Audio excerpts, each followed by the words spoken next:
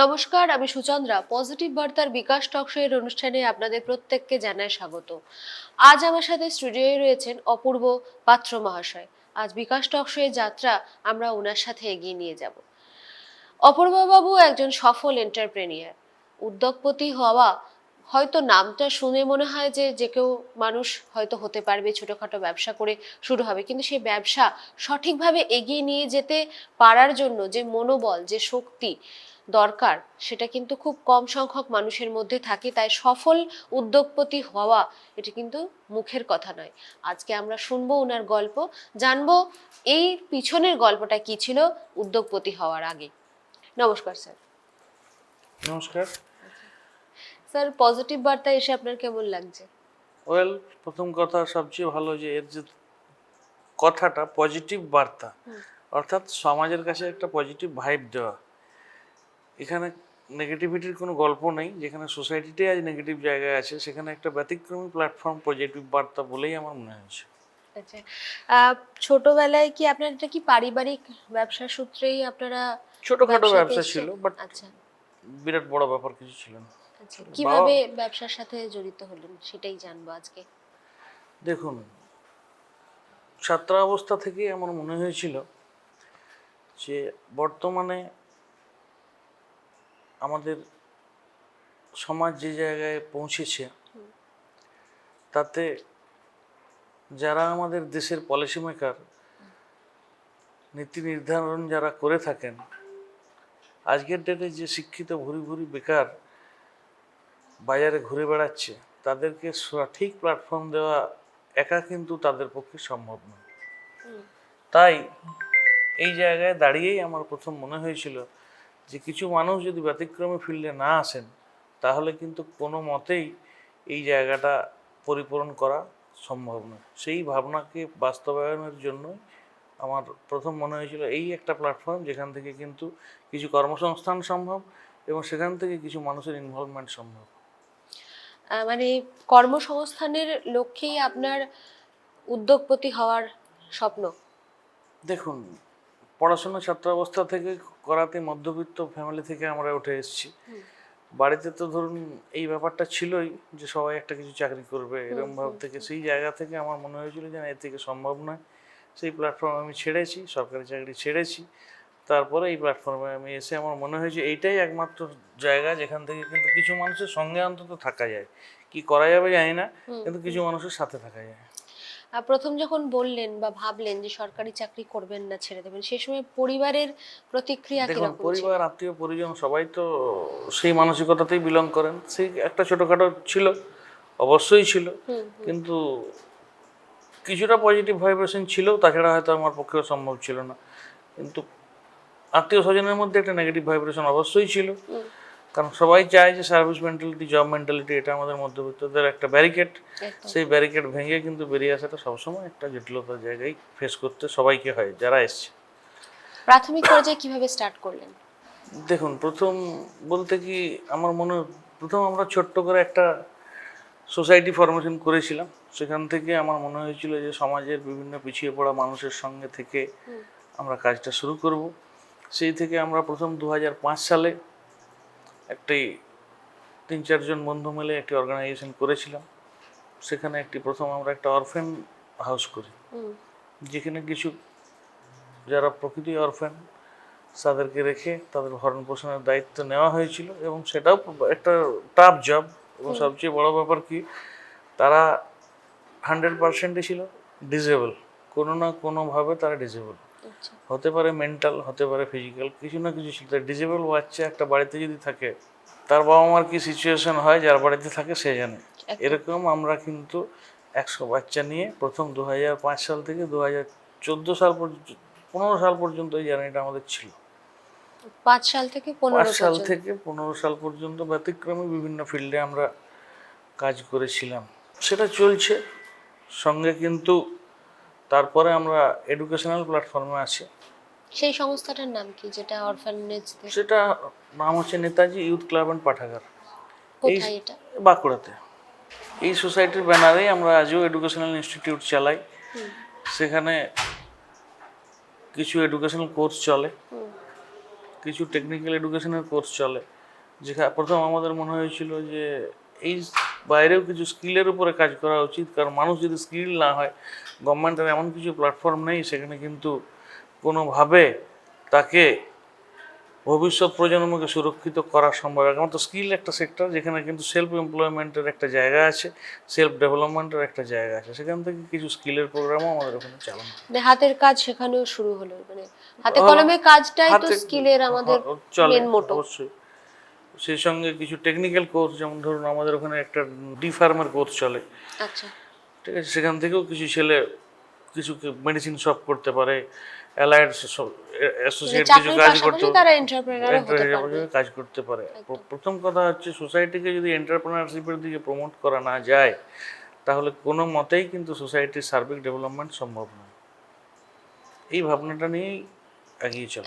কিন্তু ধরুন পুরোটাই যদি আমরা এন্টারপ্রেনার নির্ভর হয়ে পড়ি, তাহলে কোনো জায়গাতে থেকে কি মনে হচ্ছে না যে আমরা পুরোপুরি পুঁজিপতি সমাজটা তৈরি করে ফেলছি? এখানে পুঁজিপতির প্রশ্ন নেই তো, সে এত মানুষ সোসাইটিতে আজকে বেকারত্বের জায়গায় আছেন, সেই শিল্পোদ্যোগী মানুষ, উদ্যোগপতি মানুষ যদি না আসেন আগিয়ে, তাহলে কোনো মতেই এত বেকারকে কিন্তু এমপ্লয়মেন্ট দেওয়া সম্ভব নয়। আচ্ছা, তাই জায়গায় এখানে কিন্তু এর এখনো প্রচুর অভাব আছে।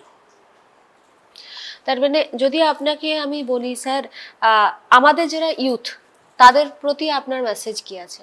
সবচেয়ে বড় ব্যাপার হচ্ছে আজকের ডেটে ইউথদের কাছে যেটা বড়ই অভাব, তারা এত নেগেটিভ জায়গা থেকে বড় হচ্ছে, ছোট থেকে সমস্ত জায়গায় নেগেটিভিটি। আজ টিভি খুলুন, সমস্ত জায়গায় নেগেটিভিটি, পেপার পড়ুন, নেগেটিভিটি, পরিবারে নেগেটিভিটি, বান্ধবের মধ্যে নেগেটিভিটি, স্কুলে নেগেটিভিটি।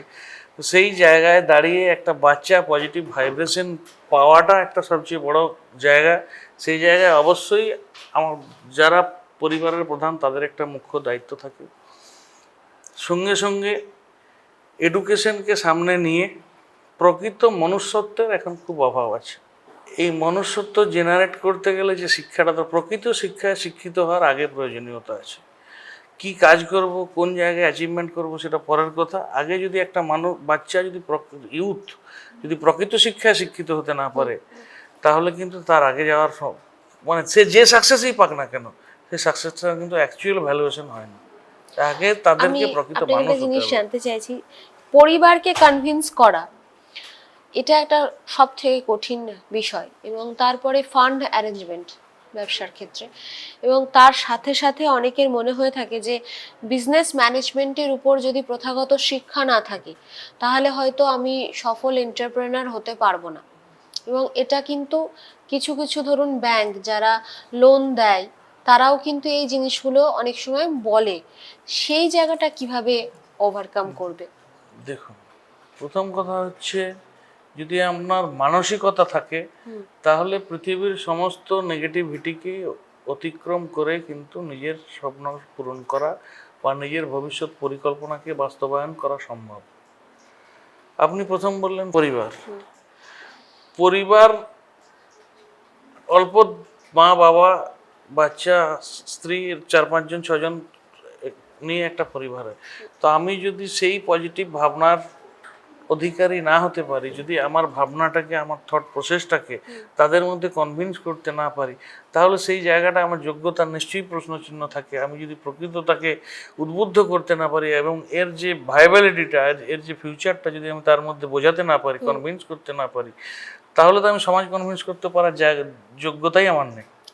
তারপর ফান্ডের জায়গাটা, ফান্ড যদি ভাবেন, তাহলে প্রথম কথা হচ্ছে যারা ব্যতিক্রমী ফিল্ডে, আপনি একদম পিছনে চলে যান, ভারতের স্বাধীনতা সংগ্রাম ভাবুন। আচ্ছা, যখন স্বাধীনতা সংগ্রামের প্রথম যোদ্ধারা এসেছিলেন, এর জন্য তো কম ফান্ড অতিবাহিত হয়নি। খরচা কম হয়েছিল কি?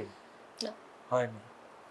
ওনারা কি ভেবেছিলেন যে কোথা থেকে ফান্ড পাবো, কোথা থেকে পয়সা আসবে, কোথা থেকে বিপ্লব সংগঠিত হবে, কোথা থেকে অস্ত্র আসবে? প্রথম হচ্ছে কংক্রিট ভাবনাটা ওনারা ভাবতে পেরেছিলেন যে আজকে যে জায়গায় আছে দেশটা দাঁড়িয়ে, একে স্বাধীন করতেই হবে। এই করতেই হবে যদি জায়গাটা থাকে, পৃথিবীর কোনো কথা তাকে আটকাতে পারবে বলে আমার মনে হয়। সবার আগে লড়াই হচ্ছে নিজের সাথে। I have to convince all the people. First, the journey start from myself only, then my family, then with the society. Yes. Sir, আমাদের পজিটিভ বার্তার যারা ইউথ তাদের প্রতি একটা কোনো বার্তা দিন, যাতে তারা এগিয়ে আসে, তারাও স্বপ্ন দেখে যে আমি এন্টারপ্রেনার হব এবং আরো 10টা ছেলে মেয়ে চাকরির যোগান দিতে পারবো।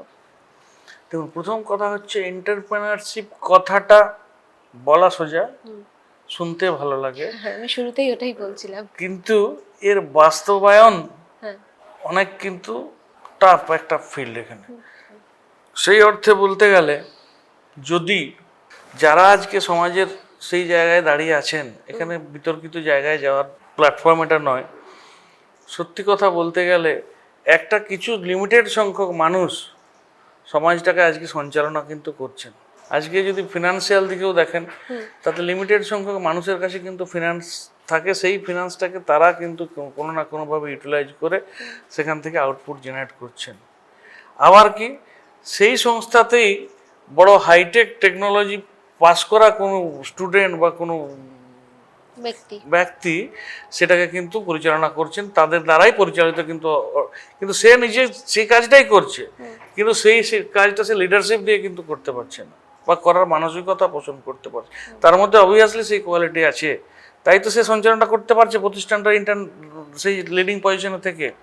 কিন্তু ব্যাকবোন যে ব্যাপারটা, সেই জায়গাটার যে ব্রেভনেস দরকার, সেই জায়গাটার জন্য যে অনেস্টি দরকার, সে যে ডেডিকেশন দরকার, যে ফিউচার প্ল্যানিং দরকার, সেই জায়গাটার কিন্তু অভাব আছে। সাহসও বলতে পারেন যে আমি ডেডিকেশন, ডিটারমিনেশন, ব্রেভনেস যাই বলুন না কেন, এই সবার একটা কম্প্যাক্ট জায়গা কিন্তু এন্টারপ্রেনারশিপ।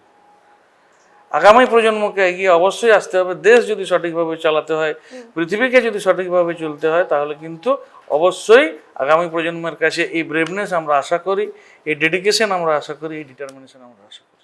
আপনারা শুনলেন ওনার কথা, অপূর্ব বাবুর সঙ্গে আজ আমরা ওনার জার্নি শেয়ার করলাম আপনাদের সাথে। যেটা বারবার উনি বলতে চাইছেন যে এন্টারপ্রেনার হওয়ার জন্য সবার আগে দরকার নিজের মানসিকতা বদলের, যেখানে সাহস একটা অনেক বড় জায়গা রাখে। সেই সাহসের সঙ্গে নিজের মনকে বুঝিয়ে এগিয়ে আসতে হবে যে আমি পারবো বা আমরাও পারবো দেশকে অন্যভাবে দেখতে, নিজের জীবনটাকে অন্যভাবে সাজাতে। সকলে ভালো থাকবেন, পজিটিভ মানসিকতার সঙ্গে থাকবেন। Think positive, be positive, positive বার্তা। নমস্কার। নমস্কার।